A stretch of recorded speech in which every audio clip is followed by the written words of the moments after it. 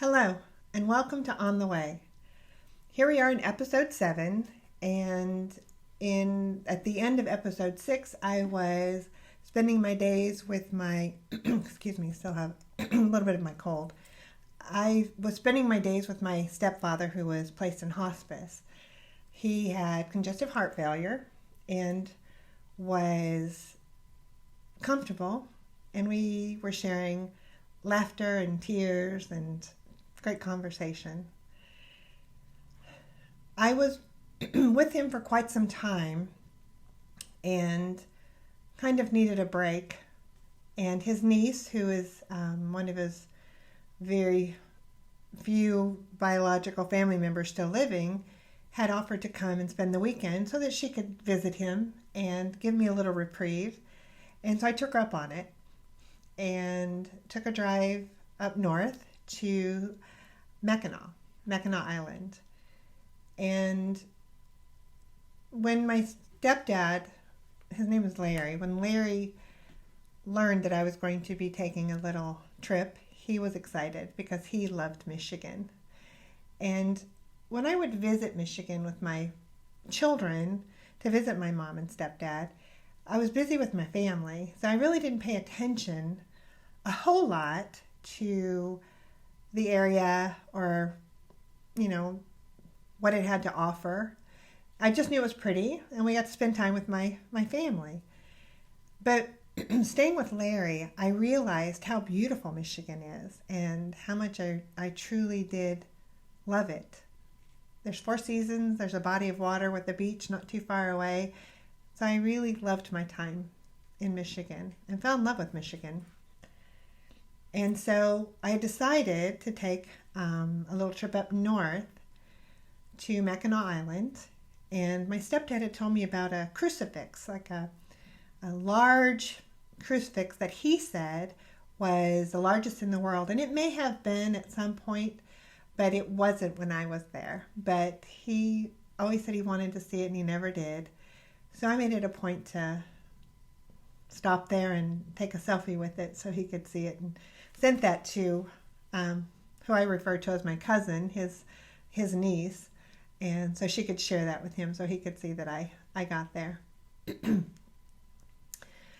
But once I got to the hotel that I was staying at, I didn't stay on Mackinac Island. It's beautiful and it's exclusive, and so it's a little bit pricey.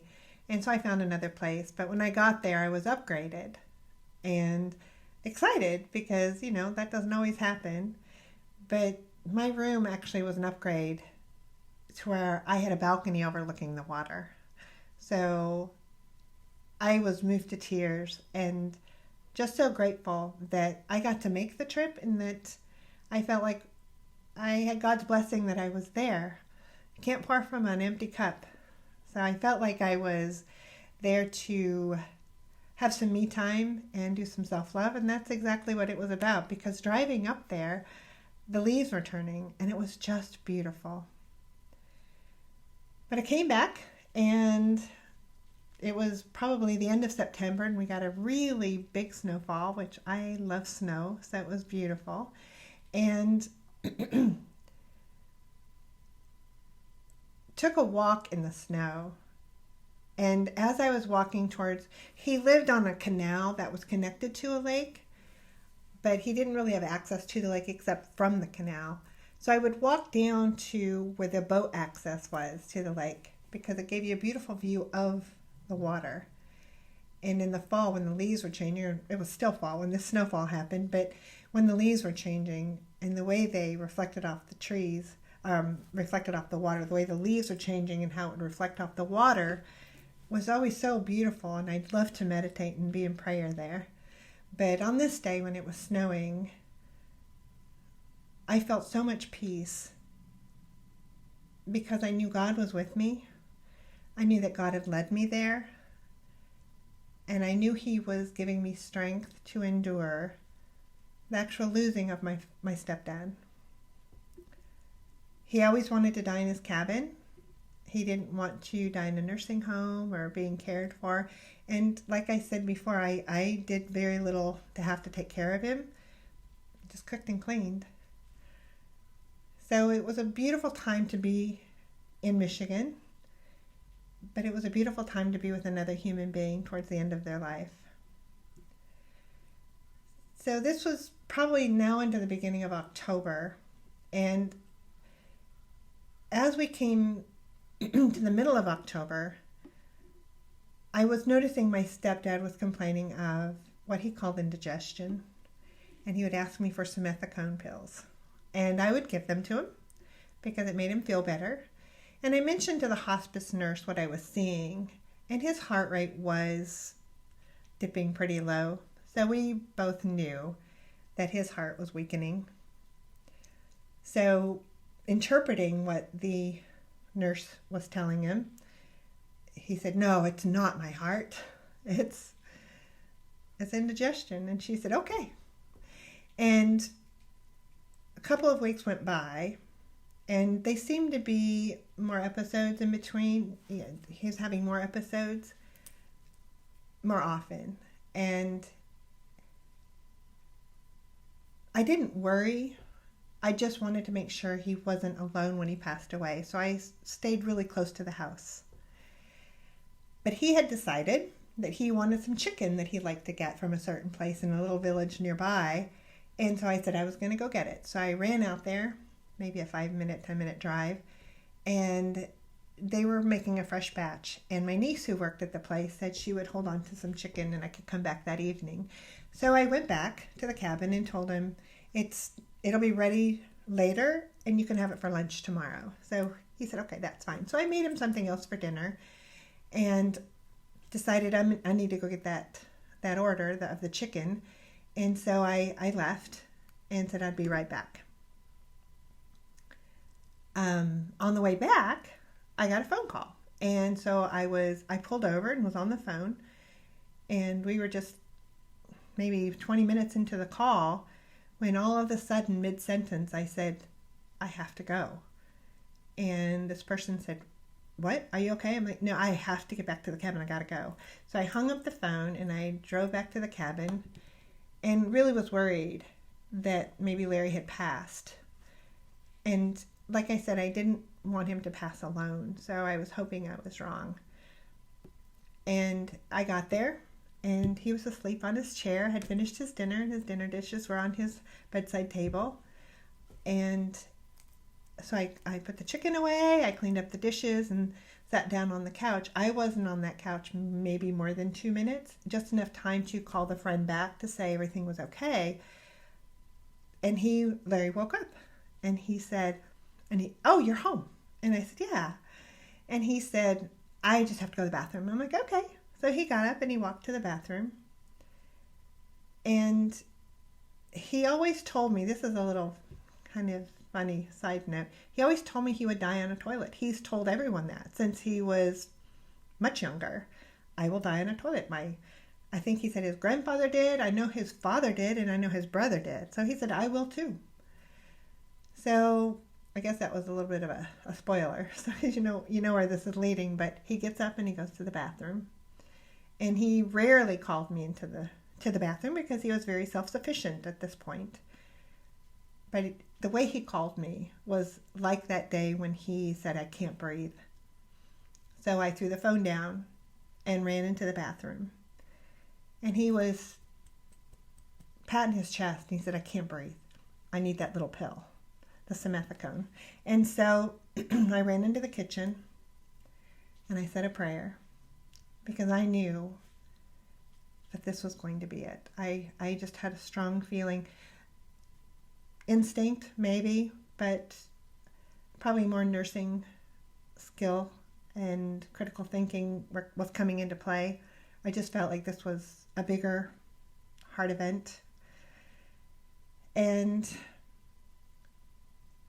so I went and got the pill. I got him a glass of water, and I came back into the bathroom, and I put the glass of water down, and I had the pill on my hand, and he reached for it, put it into his mouth, while trying to gasp for air.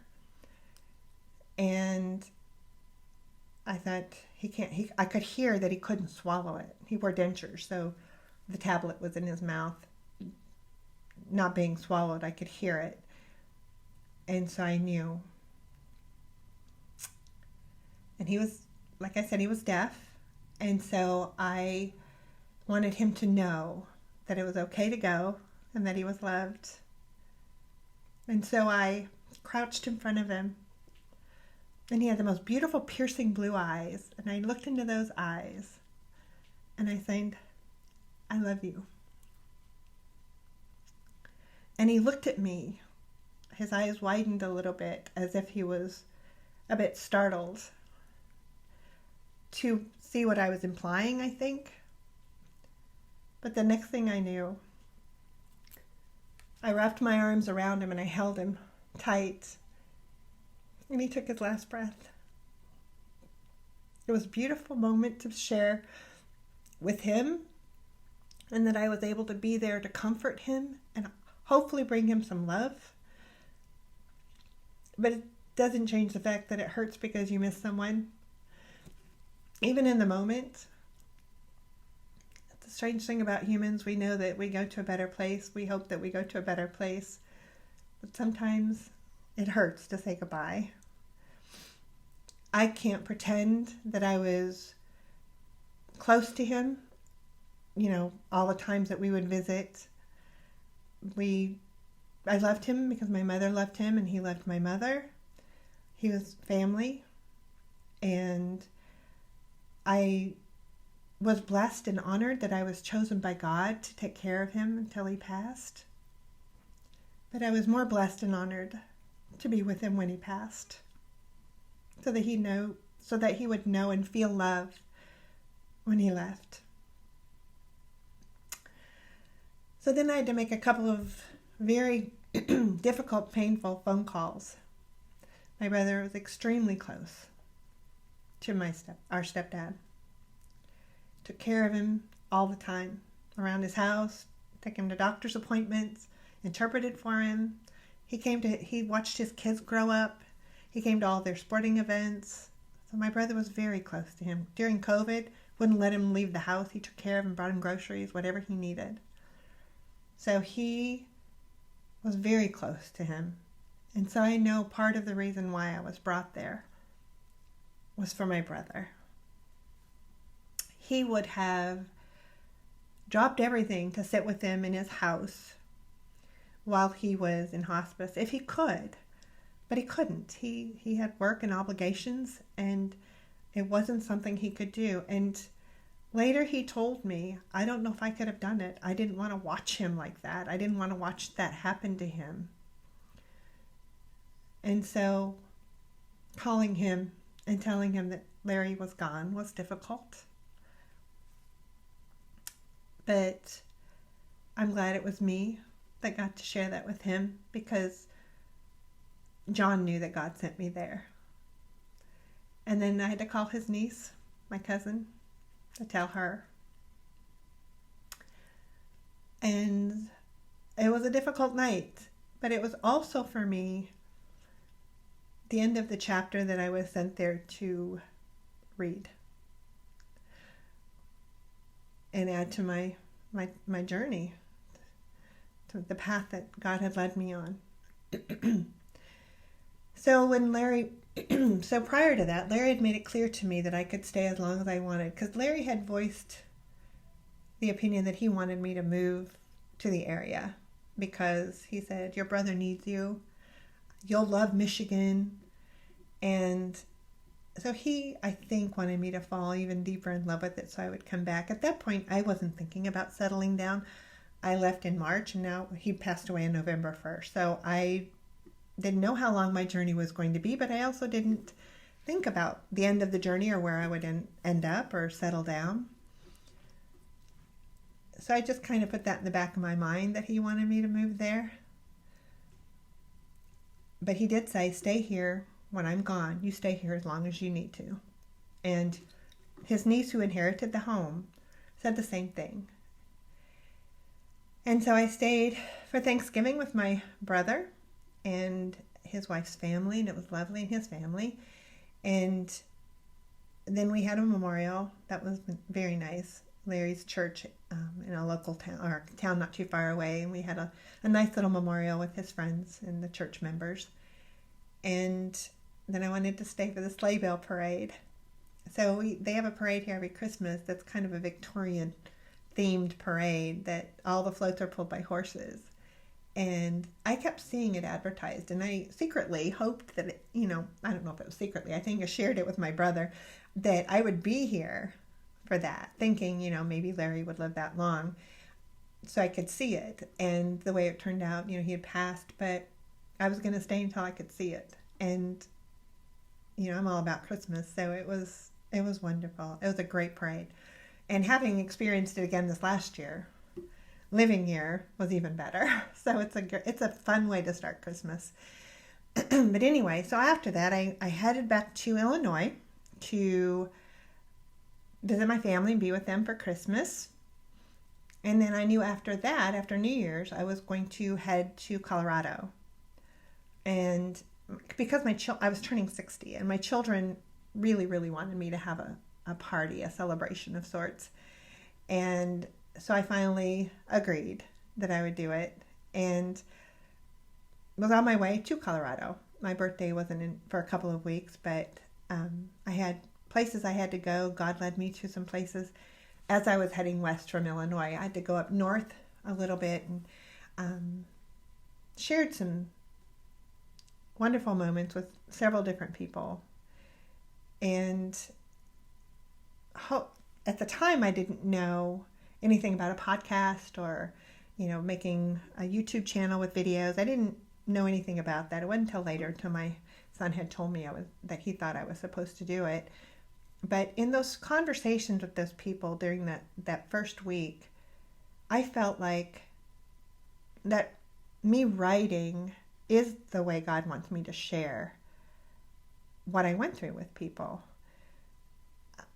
In my path, what I had learned, what he led me to do in my faith. And so I discussed that with a couple of people. And so I was kind of excited. Writing a book isn't easy. The writing is fine, but then you go back and you change it because you don't like the way it sounds. But then I want it to be organic. And so at that point, I was just writing. I wasn't doing any of the work, going back and editing. I was just putting it all down on paper, on my computer, I should say. But now that I know, of the journey and that I was to do a podcast, I feel that the writing wasn't so much supposed to be a book, but to help remind me of all the stories and the people that I've met along my journey and how it unfolded. And while last November I went to look at what I had written, I still remembered all the stories. I remembered the path I took. I remembered all the people I met. And I don't know that I needed it. But in prayer, I realized that writing it might have been what sealed it for me in, my heart and in my mind, so I wouldn't forget, so I could share. But whether I write a book or not, I don't know. But I think that it was helpful so that I wouldn't forget. So I'm going to say goodbye for now, and I'll pick up after